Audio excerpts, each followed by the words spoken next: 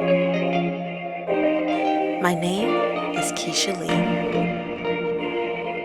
All my life I've been on a search for purpose. Once I found it, it became my mission to find others who feel that they are living their purpose in life, in hopes to encourage others to do the same. This is Purpose TV.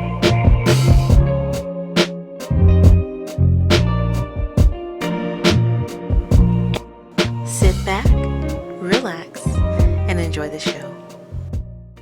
All right, everybody, we're back. Thank you so much for sticking with us. We are continuing on with Pugh. Kilo. Okay, so, of course, the name of this show is Purpose TV. I love interviewing people who I feel like are living their purpose in life. So I always ask my guests, what is purpose to you? You know, I think my purpose changed over the years, and it constantly changes. It does. So, I grew up with a bunch of different guys, and a lot of them passed away. And after the Lauren album and working on different projects, I would try to do things to, you know, when you're a songwriter or producer, there's a lot of spare time that you have. So I actually started painting this picture, and my uncle saw the picture and said, "Hey, you need to get with this girl named Monique. She has an art gallery. You need to go over there." So I met her. Long story short, she started teaching me about art. And she took me to this event called October Gallery in Philly, where all of these African American artists from all over the world come. And I mean, it is amazing. It is amazing. And I met this one artist who was making like $63,000 in that one weekend just selling prints. And I said, you know what? I want to end this art world. I want to end this art game because I want to express myself. I didn't feel like I was that good as an artist. I'm a good artist to myself, but after meeting all of those artists, I was like, wow, these artists are amazing. And I was just like, man, but nobody know who these people are. And I was meeting them, and as I was telling people, yo, I met Larry Pancho Brown. It was like, who? I was like, Larry Pancho Brown. And then you look and you be like, it's right there on your refrigerator. They had the magnet. Or that's the t-shirt. That's who I met. That's who I met. Or then I say, oh, I met Charles Bibbs. And people go, who? And I said, Ma, that's the picture on your wall. Yeah. So I realized, and because we didn't really get our credit in the beginning for Lauryn Hill, I know what it felt like to not be credited. Oh, wow. So here were these artists who people, they didn't know who they are, but you see their art everywhere. Right. You know what I mean? But they didn't have a face. They didn't have a short shot. That's that person. The only thing they had was, I sell my art, I get my money, I take care of my family, but we still don't know who you are. The majority of the world didn't know who you are. So I was a co-owner of an art gallery, and then I decided, you know what? I want to be in this art world, but I don't want to be in here regular. I want a big name, you know? I want to be a big name in the art world. So I decided in order to do that, I had to create a position for myself to be in there. Right. So I said, you know what? I didn't get an award when we did this album. Maybe I should create an award. There's not an award for artists. So let it be known on this video, I am the first in the world, not the country, the world, not the city, the world, to award painters, sculptors, architects, and photographers with the coveted Save the Arts Award. All right, and this award, if you've never seen it, I'm sure she's gonna put it in the video somewhere. But I designed the award as well. Wow. It has a chisel standing up, and that's for sculptors. I have the world sitting on top of it, representing worldwide, with paintbrushes going through the world with a palette sitting on the front. And then we have a protractor going around for the architects. I added photographers afterwards, so that's why I didn't have it as a part of the award. But that is their Grammys. For visual artists, that's their Grammys. We had the award show twice, and it was just sold out. It was huge. It was amazing. And the award, I mean, I've had people who created the MTV award, they called me and they were like, "Who's making your awards?" and blah blah blah. People, I was on Oprah's website. I mean, it's been all over. Yeah, it was been all over. The first one was here in Greensboro, North Carolina, at the Carolina Theater in 2010. And then the second one was at High Point University in 2013. We're looking at now it being in Atlanta, and having a third one there.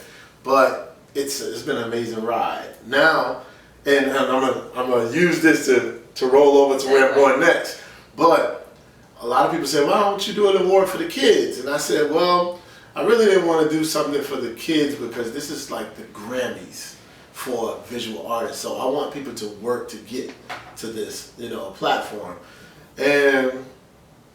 But then something kind of struck my heart. I saw a post of this little girl who had this art show, and I went to see it in High Point, North Carolina. And I was looking at her art, and I was like, "Wow, look at that! This is kind of where it starts." So I had this idea after shooting a documentary, because let me pull it all together. I rented a space in Greensboro, North Carolina, and that was our office space for Save the Arts Foundation. And I had little studio equipment in it, which led to doing a poets album by the name of Denalja James. And she had a movement called the Stiletto Ladies, I Stand Tall, women who had overcome different adversities. And I shot her music videos, the first one with Odell, the second one with me, Odell, and Valerie Johnson. And I believe the third one was me by myself. So I was getting, used to working with the cameras, which led to a documentary, I Stand Tall, the first documentary. When we sold out the movie theater, I caught the bug. I said, "Man, I want to shoot a film." Now, after seeing this young lady's art, I knew that I wanted to do something with kids. So I reached out to a friend of mine who was previously working with me on the Denalja James project, Morgan Addington. Well, she's Morgan Jones now, and she has Flower Child Productions. And she was currently a teacher at Harrison. She's not currently, but at that time, she was a teacher at Harrison Middle School. We did our first film, It Takes a Village, all kids. It was about 5 middle school kids, because in middle school, a lot of kids don't have a voice. Right. We listen to high schoolers. We never listen to elementary and middle school kids. We feel like, you're young, you don't know what you're talking about. But that is actually where children are actually molded. Because whenever they say write a book, they say write a book on an 8th grade level.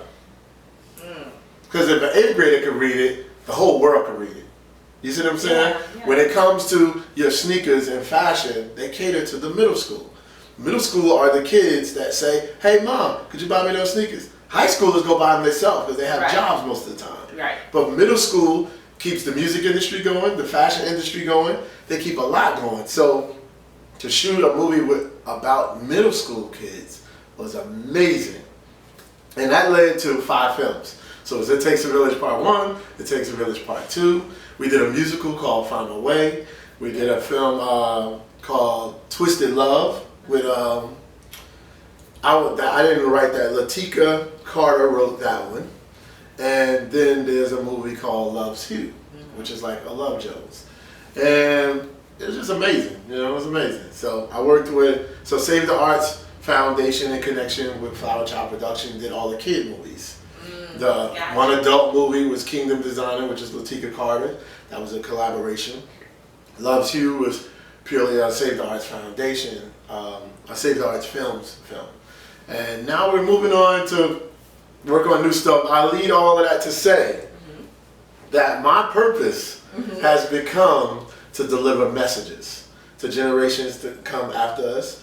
I also feel that my purpose is to continue the legacy of our ancestors. I collect relics from the past. Like I have slave shackles at my house. Wow. I have the Jolly Nigger Bank that you put the money in. I have pictures of Harriet Tubman. I have collectible dolls, 12-inch dolls of all black G.I. Joe figures. I have a ton of African history, slave relics, and Buffalo Soldier items and things like that, because I feel like without them, we wouldn't be able to do what we're doing now. Yeah. We wouldn't be able to have these beautiful interviews and be able to work these cameras, because in history they weren't allowed to touch a camera. Yeah. They weren't allowed to be in front of a camera. Yeah. They weren't allowed to be heard. Yeah. You had no voice. Yeah. So because I say for everything that we as African Americans are doing today, somebody died. Yeah. Literally died. Literally. So you can do this. Yeah. They stood up, they opened their mouth and was murdered or hung or shot or lynched or dragged or whatever those terrible things that they do. You know what I mean? But I feel like, no, we're going to talk over that. No, let that go. Let that go. Because, see, that's a sound that we are familiar with in the hood. Right. Because we are the ones that are plagued by that sound. Wow. You see what I'm saying? Yeah. So it's like every day, like recently, this weekend, I went to the museum in D.C., African American, the new museum, African American in D.C. And when I saw the slave section down at the bottom, you know, a lot of people had energy, flared up, people walking around like, man, they owe reparations, they blah, blah, blah, they was feeling it. Yeah. And I said, I didn't feel it like that because I walk with it every single day. So looking at some of the stuff in the museum, I have better stuff at home. You get what I'm saying? Yeah. That'll remind you of some serious slavery. Yeah. That will show you what we've overcome, Right. So I'm going to tell you about the small role that I believe I played in the establishing the African American Museum in D.C. Okay. All right, so in 2010, it was the first Save the Arts Awards, and we gave our Lifetime Achievement Award to Annie Lee and Lynn Petard. Annie Lee has, since then she passed away. But after the Save the Arts Award, she called me because I had a conversation with her, and she knew I knew somebody at the Smithsonian. She saw that we had a supporter from the Smithsonian, so she asked who it was. Now, Valerie Johnson, who worked at Bennett College for a lot of years, who is my partner in Save the Arts Foundation, she knew Miss Janetta Cole. Okay. Janetta Cole she was the president of Bennett, I don't know what year it was, but she brought Oprah Winfrey to Bennett College. Okay. So now Janetta Cole was our contact person at the Smithsonian. She was running the African part of it, the African arts part of it. Okay. So when Annie Lee called me, she asked me, hey, who do you know at the Smithsonian? I said, oh, Janetta Cole. She said, oh, I want to get my art in there. So I made the connection with Annie Lee and Janetta Cole. I called Janetta first, and then called Annie, and then put them on the phone. Right. Janetta Cole explained to Annie Lee that this particular museum was only dedicated to African art and not African American art. So Annie Lee says, well, they need to have an African American museum, blah, blah, blah. Wow. And the dialogue went on and on and on. Yeah. And you fast forward to the new African American museum that Janetta Cole played a major part in it, which also brought Oprah to that museum. You see the connection? Yes. You see Janetta brought Oprah. Janetta brought Oprah again to the museum, to the school. So I feel like that phone call from Annie Lee and the Annie Lee phone call to Janetta played a small instrument in getting that ball rolling. That whole thing rolling. So I was proud to see it up and I didn't get to put no money in it or nothing, but still, hey, you got to live your legacy, man. A phone call means a lot. You never know What? the connections you make to What? make something big. You know what I'm saying? What? That's history. Wow. You know what I'm saying? Yeah. So that's a little part of that. That's a little what's part of that. up. Okay, last thing, and I'll let you go. What message would you want to send to everyone? Just like bit of encouragement for people who maybe are looking for their purpose or feel like they may know what it is, but feel like they can't do it. Well, I'm gonna say I can't say the words that I really want to say, Okay. but a friend of mine called me years ago and he said, yo, I got an artist. He said, can you tell this artist something good? And I told him, I said, I'm gonna tell you something. don't give a blank. And he was like, what you mean? Why do you say that? It's something about not giving a damn that allows you to be free. When you start to care about what people think, what everybody say, what's going to happen if I do this, what's going to happen, you will start your growth. And you have to realize that every blueprint that we follow today was created by somebody who didn't care in the first place. It started with a try. Yeah. Everything started with a try. Wow. A car, a boat, a plane, everything started with somebody saying, I'm going to try to do this and see what happens. And they made mistakes and more mistakes, and they wrote down their mistakes, they learned from them, and then they told other people, when you do this, don't do that, because this will happen. Right. And this became the blueprint.